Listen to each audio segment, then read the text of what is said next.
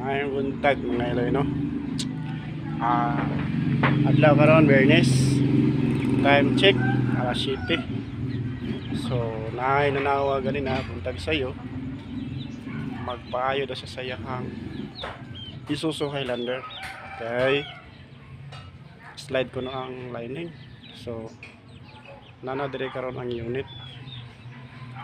Dugay na ni siya nako nga nagpa-saad nga magpa-down lagi transmission kay hilis og clutch lining. So karon pa siya naka lugar kay busy po ni sila sa ilahan tindahan auto parts mga ligid. So nana diri ang unit gihatod niya ganina sa iyo. So mao ni ang unit mga iloy no. Isuzu nga Highlander ni. So trabaho ni karon atong ida ng transmission. Na to kung clutch lining ra bagyod ang diferensya base na pa lain release bearing or pressure plate. So ato nang i-down niya ang transmission kung pull out. Kita ra isa mga iloy no kay wala tay helper karon. So kaya ra man nato ni kay gamay man ni siya. Ako ipakita sa inyo ang akong unit no, unit na trabaho karon no. Mao ni siya mga iloy. Isuzu Highlander.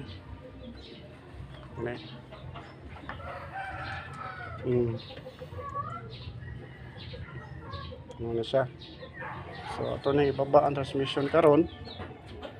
So ihatod na to sa tagiya ang iyahang sample nga kuan. Mga replace nga parts ato kung sara nga parts.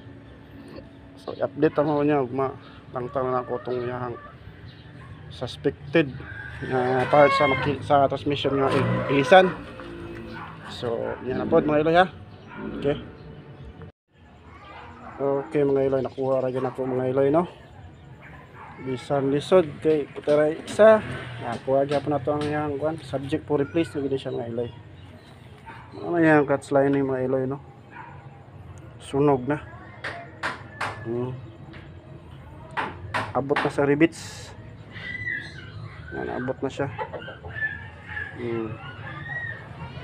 Sunog na gid siya mga iloy. So subject to replace rata ni mga iloy kay ang iyahang pressure plate good pa man pero good pa ni ang pressure plate mga iloy.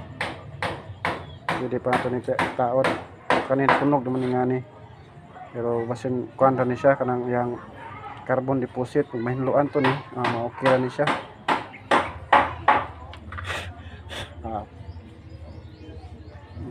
Ato lang ni siyang ilihaan gamay resurface nato mano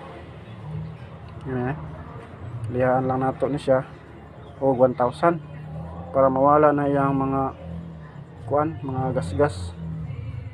Dayon ang release bearing kung ginamitaw okay pa. So paminaw na ko bago ni siya nga kuan gilisan sa una. Kung hiwi iyang pagkataod sa release bearing nawa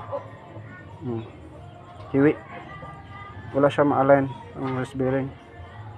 Check na ko ang release bearing okay man siya pero tanawon sa nako balik kung wala man gud setting o kung yatakan ang clutch. So check na ko balik kung angay gud to siya ilisan. Tapos kaning clutch lining niya ilisan na gyud kay tanawa ang rivets ikaon na. Ikaon na siya. Mao ni ang resulta, mao na samad-samad ni iyang pressure plate face kani. Pero okay ra na siya. Nawala ra na siya sa bagong lining. So check sa nakong release bearing kung subject to replace ba or dili. Okay. Mao ni iyang release bearing mga iloy no. So ang release bearing is dili ra sa subject to replace. Good ra siya. Good ra. para siya ingon nga daot siya. Kailangan na ni siya hinluan kay okay mga iloy. Mao din ni ang napalit mga iloy no. So iyang napalit ang brand kay XCD. Ara siya mga iloy. Yung part number niya ISD 113EU. Ara yung part number ISD 113EU. Ang isa mara gyapon siya ISD 113EU. Pero dili ni siya XCD.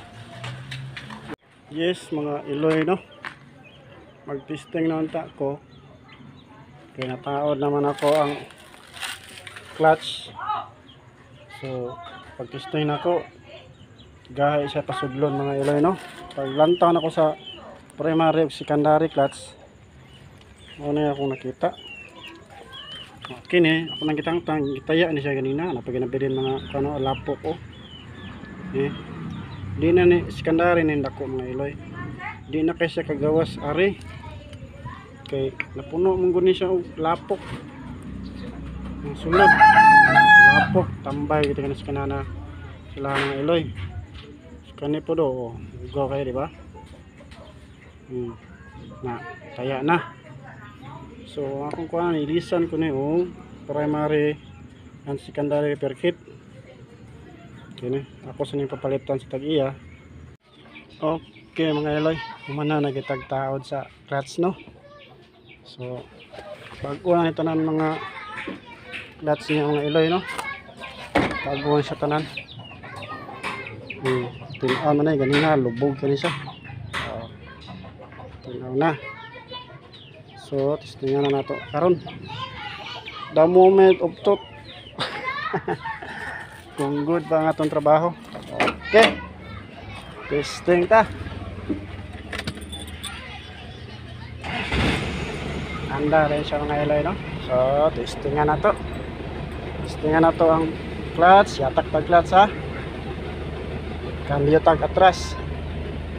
Uy, sulod ng mga iloy. Okay, laga na siya mga iloy no.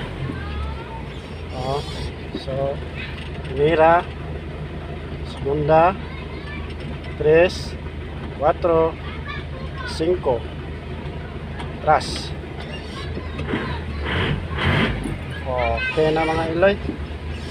So good na. So good na itong trabaho mga iloy no. Ato na nang itong over sa tagya. Ito na to siyang atoon dito. Tingnan nga okay na. So before na ato sa ning padaganon. So dagan salamat sa inyong paglantaw sa akong mga video no. Susunod na po nga video mga iloy. O palihog na lang po ko like, comment, o share. Follow na lang po mo sa akong Facebook account mga iloy ha. Okay, dagan salamat. Bye.